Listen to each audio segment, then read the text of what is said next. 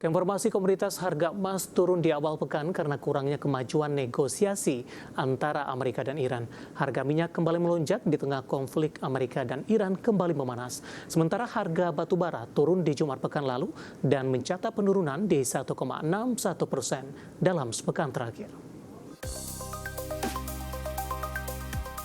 Harga emas turun Senin pagi waktu Asia karena kurangnya kemajuan dalam negosiasi perdamaian Amerika-Iran, mendorong harga minyak lebih tinggi dan memicu inflasi yang tinggi. Di sisi lain, dolar Amerika menguat 0,16% ke level 98,052 yang membuat emas yang dihargai dalam dolar Amerika menjadi lebih mahal bagi pemegang mata uang lain. Mengutip Reuters, harga emas spot turun 0,6% di 4.654,32 dolar Amerika per troy ounce. Harga minyak melonjak di awal pekan karena Amerika Serikat dan Iran gagal menyepakati proposal perdamaian yang disusun Washington.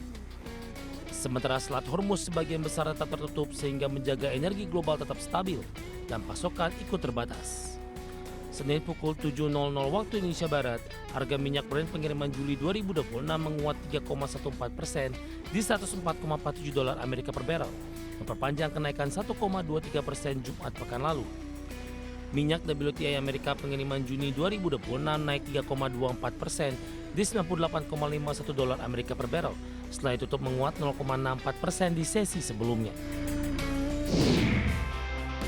Harga batu bara turun di perdagangan akhir pekan lalu dengan mencatat koreksi 1,61% dalam sepekan.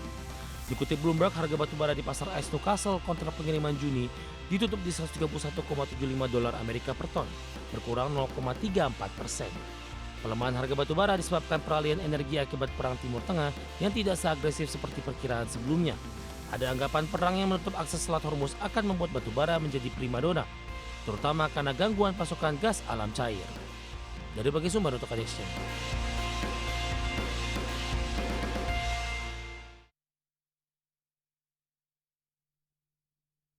Dan seperti apa update terkini pergerakan harga sejumlah komoditas yang berhasil dihimpun oleh tim redaksi kami sampai dengan sore hari ini waktu Indonesia Barat. Dapat Anda saksikan grafis di layar televisi Anda pemirsa. Minyak WTI masih menguat di 3,79% di level 99,04 dolar Amerika per barrel. Nikel juga menguat di 1,05% di 19.104 dolar Amerika per metrik ton. Emas melemah di 0,92% di level 4.686 dolar Amerika per troy ounce. Sementara CPO menguat di 0,28% di 4.534 ringgit Malaysia per tonnya. Kita beralih ke informasi indikator perdagangan lainnya pemirsa, di mana nilai tukar rupiah maksud kami melemah di awal pekan dan kembali ke level 17.400-an terbebani penguatan indeks dolar Amerika di tengah konflik Timur Tengah yang kembali memanas.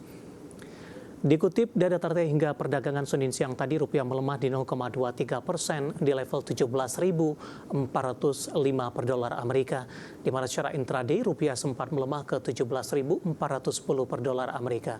Sebelumnya rupiah dibuka melemah tipis di 0,06% di 17.370 per dolar Amerika. Sementara indeks dolar Amerika di Senin pagi tadi terpantau menguat di 0,16% ke level 98,052.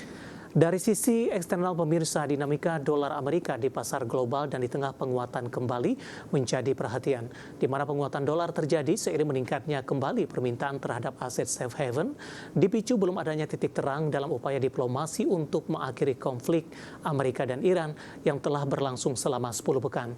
Terbaru, Presiden Amerika Donald Trump menolak respon Iran terhadap proposal perdamaian yang diajukan Washington. Kita akan coba update seperti apa pergerakan nilai tukar rupiah terhadap sejumlah mata uang utama berikut ini. Dapat Anda saksikan grafis di layar televisi Anda pemirsa. Pergerakan nilai tukar rupiah terhadap dolar Amerika Serikat bergerak di level 17.402 rupiah. Update jelang penutupan, pasca penutupan, pelemahan terpangkas di 0,18% di level 17.396 per dolar Amerika. Kemudian terhadap euro di 20.403 rupiah, pound sterling di 23.668 rupiah dan yen Jepang di 110,85 rupiah.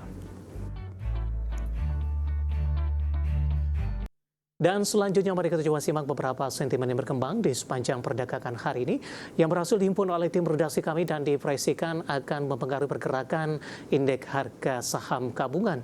Dan lagi-lagi didominasi oleh sentimen internasional. Informasinya apa saja? Mari kita coba simak rangkumannya berikut ini.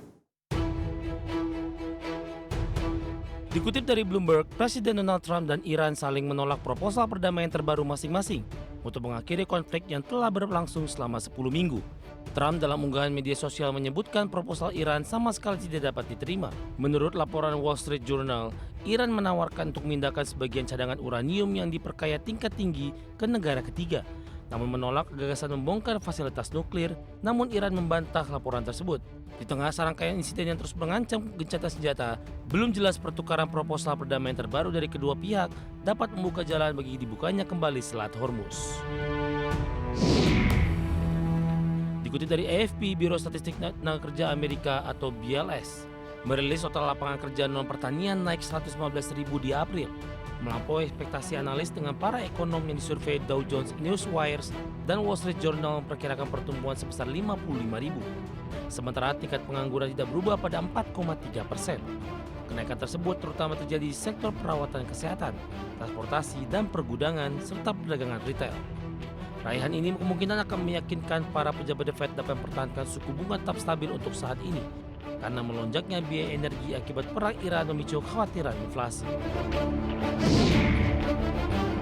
Dikutip dari Reuters, Biro Statistik Nasional melaporkan indeks harga produsen meningkat 2,8% year on year, dibandingkan dengan perkiraan kenaikan 1,6% dalam jejak pendapat Reuters.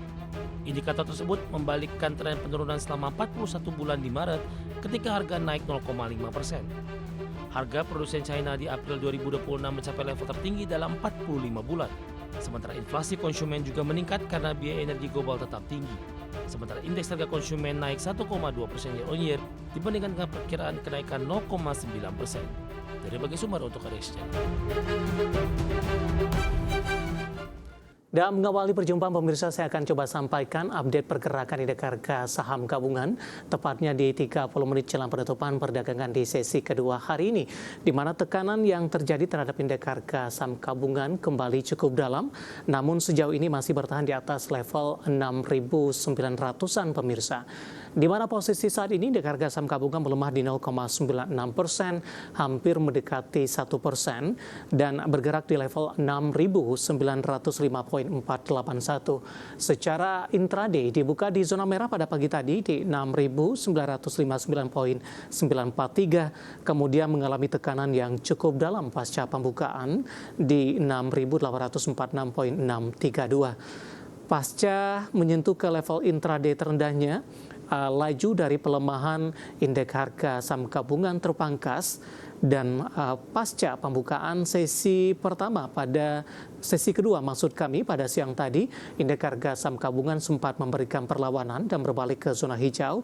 Intraday tertinggi hari ini di 7.001,679. Penguatan terjadi ketika Kementerian SDM mengumumkan menunda tarif royalti minerba, dan ini disambut positif oleh saham-saham emiten tambang yang sehari sebelumnya atau pekan sebelumnya mengalami koreksi cukup dalam di atas 10 dan 11 hingga 12%. Namun lagi-lagi profit taking terjadi ketika saham-saham big cap rata-rata mengalami pelemahan, saham-saham emiten tambang ketika naik tinggi kemudian laju penguatannya terbatas.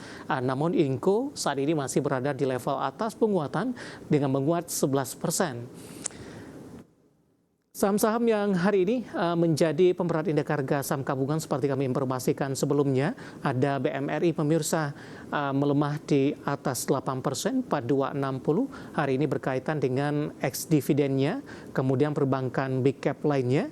Ada posisi dari BBRI hari ini juga mengalami pelemahan di 1,23%, BBCA melemah di 0,40% dan BBNI hari ini juga melemah di 1,04% di 3820. Brand hari ini juga ikut menjadi pemberat utama, kembali turun dalam di 7%, sudah meninggalkan level 4.000-an di Rp3.800 per saham. Sementara DSSA tekanannya semakin dalam 12% saat ini di 1150, sangat jauh meninggalkan level pasca stock split yang dilakukan Perseroan beberapa waktu lalu. Kemudian pemberat juga datang dari beberapa saham lainnya. Ada BRPT melemah di 1,95%, kemudian DSSA tadi sudah 12% pemirsa. Unilever hari ini melemah di 0,28% dan Gudang Garam melemah di 1,05%. Kemudian KLBF hari ini juga melemah di 3,26%. Saham-saham yang masih bertahan di zona hijau dari industri ada Astra masih bertahan menguat di 1,72%. Kemudian beberapa saham lainnya, KAF hari ini melesat di 12%. Ini terkait juga dengan sentimen virus yang berkembang. Kemudian Inco melaju di atas 10%, 5.975. MDKA juga berbalik menguat hari ini 3,60%, 2.880. TINS juga menguat di 2,29%, 3.560. Intraday hari ini TINS sempat ke 3.900. Penguatan terpangkas pemirsa. Antam juga menguat di 1,93% di 3.700. Kemudian juga ada Archie yang terdampak dari posisi royalti hari ini juga berbalik menguat di 1% di 1.400. Penguatan juga terpangkas. Intraday tadi sempat ke 1.475.